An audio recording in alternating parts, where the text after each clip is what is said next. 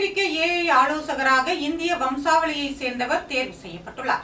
அமெரிக்க அதிபர் தேர்தலில் வெற்றி பெற்று விரைவில் அதிபராக பொறுப்பேற்க இருக்கும் ட்ரம்ப் செயற்கை நுண்ணறிவு துறைக்கான கொள்கை ஆலோசகர் பதவிக்கு இந்திய அமெரிக்க தொழிலதிபர் ஸ்ரீராம் கிருஷ்ணனை பரிந்துரை செய்துள்ளார். தொழில்நுட்பத்துறையை சேர்ந்தவரான ஸ்ரீராம் கிருஷ்ணன் டேவிட் சாக்ஸுடன் இணைந்து பணியாற்ற உள்ளார். இவர் ட்ரம்ப் தலைமையிலான நிர்வாகத்தில் ஏஐ தொழில்நுட்ப துறையில் கொள்கை ஆலோசகராக இருப்பார்.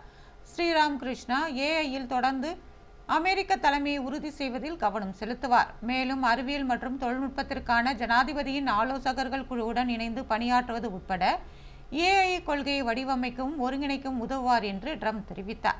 முன்னதாக ஸ்ரீராம் கிருஷ்ணன் மைக்ரோசாஃப்ட், ட்விட்டர், யாகி, ஃபேஸ்புக் மற்றும் ஸ்னாப் என பல்வேறு முன்னணி தொழில்நுட்ப நிறுவனங்களில் பணியாற்றிய அனுபவம் பெற்றவர். ட்ரம்ப் தலைமையிலான அரசாங்கத்தில் ஸ்ரீராம் கிருஷ்ணா அறிவியல் மற்றும் தொழில்நுட்ப பிரிவில் ஆலோசகர்கள் குழுவில் இணைந்து பணியாற்ற உள்ளார்.